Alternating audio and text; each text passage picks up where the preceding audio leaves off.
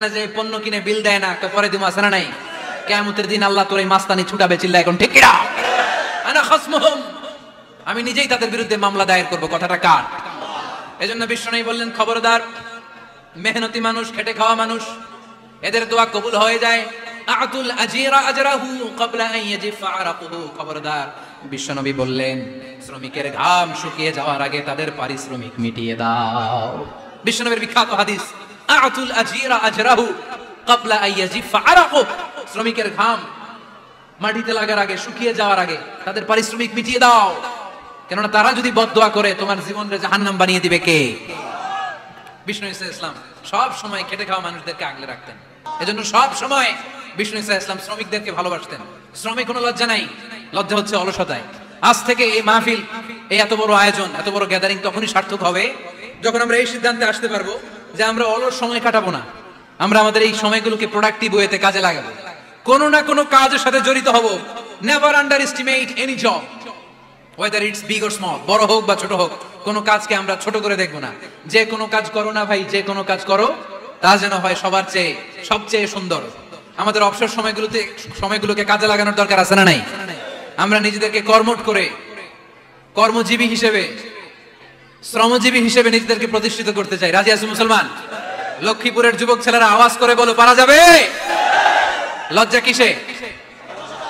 লজ্জা কিসে? অনেকে টাঙ্কি মারে, এদিক সেদিক ঘুরে, আর বলে আমার আব্বা চেয়ারম্যান। আরে তোর আব্বা চেয়ারম্যান, তুই কি? আমার আব্বা MP, member of the parliament. আরে তোর বাবা এমপি, এটা তো তার গৌরব, তোর কি আছে সেটা বল। এজন্য নিজের পায়ে দাঁড়াবো। অলসতার সাথে আমাদের কোনো সম্পর্ক। আজকের এই মাহফিল থেকে আমরা অলসতা, অকর্মণ্যতাকে নো বলে দিলাম। অলসতাকে আমরা কি বললাম? আরো জোরে বলতে হবে, অলসতাকে কি বলবো? আর সব সময় কর্মঠ থাকবো, এনার্জেটিক থাকবো, নিজের পায়ে দাঁড়াবো, আইডিয়া জেনারেট করবো, এন্টারপ্রেনার হওয়ার চেষ্টা করব। নতুন নতুন উদ্যোক্তা হওয়ার মাধ্যমে আমরা আমাদের নিজেদের ভাগ্য পরিবর্তনের চেষ্টা করব। কারণ আল্লাহ বলেছেন, ইন্নাল্লাহা লা ইউগাইয়িরু মা বিকাওমিন হাত্তা ইউগাইয়িরু মা বিআনফুসিহিম। আল্লাহ তাআলা ততক্ষণ পর্যন্ত কোন জাতির ভাগ্যের চাকার পরিবর্তন করে না যতক্ষণ পর্যন্ত ওই জাতি নিজে নিজের ভাগ্যের চাকার পরিবর্তন করতে না চায়। চিল্লা এখন ঠিক কিনা? লাকাদ খালাকনা, একটা বাবার স্পার্মের মধ্যে 2 কোটি যদি শুক্রাণু না থাকে, সেখান থেকে সন্তান হয় না। তার মানে এই 2 কোটি শুক্রাণুর মধ্য থেকে আপনি একজন সফল মানুষ, যিনি বাকি 2 কোটির মধ্যে থেকে সব শুক্রাণুগুলোকে হারিয়ে আপনি সফল হতে পেরেছেন। সেখান থেকে দুনিয়ার বুকে আপনি যখন এসেছেন, আপনাকে সংগ্রাম করে আসতে হয়েছে। যারা সিজারের মাধ্যমে পৃথিবীতে আসে তাদের এই সংগ্রামটা থাকে না, কিন্তু যারা নর্মাল প্রসেসে পৃথিবীতে আসে তাদের প্রচন্ড সংগ্রাম করে, প্রচন্ড চাপা খেয়ে পৃথিবীতে আসতে হয়, ঠিক কিনা? কারণ আমাদের সাইজ ছিল অনেক বড়। আমাদের মায়ের যে অঙ্গটা দিয়ে আমরা পৃথিবীতে আসবো, ওই জায়গাটা ছিল খুবই সরু। আমাকে সংগ্রাম করে, আমাকে যুদ্ধ করে, আমার নিজের অস্তিত্বের প্রমাণ দিয়ে চিৎকার মেরে এই পৃথিবীতে আসতে হয়েছে। চিল্লায় বলো ঠিক কিনা? এজন্য এই পৃথিবীর বুকে আমরা যতদিন থাকবো সংগ্রাম করে বাঁচতে হবে, ঠিক কিনা? পরিশ্রমে লজ্জা আছে? লজ্জা কিসে? মনে থাকবে লক্ষ্মীপুরের ছেলেরা, যে আয়াত দিয়ে শুরু করেছি সে আয়াত দিয়ে শেষ করছি। যখন সালাতের সময় হয় মসজিদে যাব, আর সালাত যখন শেষ হয় তখন মসজিদের বাইরে আমরা কাজে নেমে পড়বো। রাজি আছি তো? ফাইদা قضيت الصلاة فانتشروا في الأرض وابتغوا من فضل الله وذكروا الله كثيرا لعلكم تفلحون। যখন তোমাদের সালাত শেষ হয়ে যায় তখন তোমরা কর্মস্থলে ছড়িয়ে পড়ো, আল্লাহর রিজিক তালাশ করো, তাহলে তোমাদেরকে সফল বানাবে কে? আল্লাহ আমাদের সবাইকে কথাগুলো বুঝার, আমল করার তৌফিক দান করুক। আমরা পড়ি আমিন। সুবহানাকাল্লাহুম্মা বিহামদিকা আশহাদু আল্লা ইলাহা ইল্লা আনতা আস্তাগফিরুকা ওয়া আতুবু ইলাইক।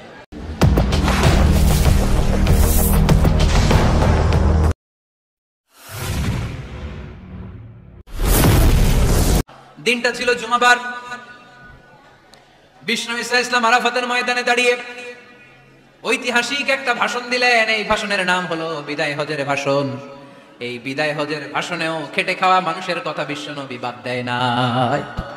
বিশ্বনবী বলেছেন, আরিক্কাকুম আরিক্কাকুম, খবরদার, অধীনস্থ কর্মচারীদের সাথে খারাপ আচরণ করো না। আতঈমুহুম মিম্মা তাকুলুন ওয়াকসুহুম মিম্মা তালবিসুন, খবরদার, মনে রেখো, তোমরা যা খাবে তোমাদের অধীনস্থ কর্মচারীদেরও তা খাওয়াবে, তোমরা যা পড়বে তাদেরও তা পড়াবে। বিশ্বনবী শেষ নিঃশ্বাস ত্যাগ করে যাওয়ার আগে যেই কয়েকটা কথা বলেছিলেন তার মধ্যে মেহনতি মানুষদের জন্য কথা আছে নাড়াই। বিষ্ণু ইসলাম যখন শেষ নিঃশ্বাস ত্যাগ করবেন তিনি বলেছিলেন, আসসালাত আসসালাত, উম্মতেরা নামাজ নামাজ নামাজ ছেড়ে দিও না। নামাজ তরক করো না, নামাজ কাজা করো না। আর বলেছিলেন ওমা মালাকাত আইমানুকুম, অধীনস্থ কর্মচারীদের সাথে খবরদার খারাপ আচরণ করো না। যারা কর্মচারীদের সাথে খারাপ আচরণ করে, যারা মানুষের কাছ থেকে শ্রম নিয়ে কাজ করিয়ে টাকা দেয় না, কিয়ামতের দিন তাদের বিরুদ্ধে মামলা দায়ের করবে কে? কে করবে? হাদিসে কুদসি সাক্ষী বিষ্ণু ইসা ইসলাম বলেন, আল্লাহ তাআলা ফরমান আনা খাসমুহুম সালাসাতুন আনা খাসমুহুম ইয়াউমাল কিয়ামা। তিন শ্রেণীর ব্যক্তির বিরুদ্ধে আল্লাহ বলেন আমি নিজেই কিয়ামতের দিন মামলা দায়ের করব। I will be against them in the day of judgment. Three categories of people I will be against them in the day of judgment. তিন শ্রেণীর লোক কিয়ামতের দিন তারা ছাড় পাবে না। আল্লাহ বলেন আমি নিজেই তাদের বিরুদ্ধে মামলা দায়ের করব। এর মধ্যে এক শ্রেণীর লোক হচ্ছে রাজুলুন ইস্তাআজারা জিরান ফাস্তাউফা মিনহু ওয়া লাম ইয়াতি আজরা। একজন শ্রমিক ভাড়া করে তার কাছ থেকে কাজ নিয়েছে কিন্তু তার পারিশ্রমিক আদায় করে নাই। এরকম আছে না নাই? দাপট দেখায়, দাপট দেখায় ইউনিভার্সিটির ক্যান্টিনগুলোতে। ইউনিভার্সিটির ক্যান্টিনে যায় খায় মাগার বিল দেয় না, এরকম ডাকাইত আছে না নাই? চায়ের দোকানে চা খেয়ে আগে পরে দিমু বিল দেয় না, আছে না নাই? দোকানে আশহাদু আল্লা ইলাহা ইল্লাল্লাহ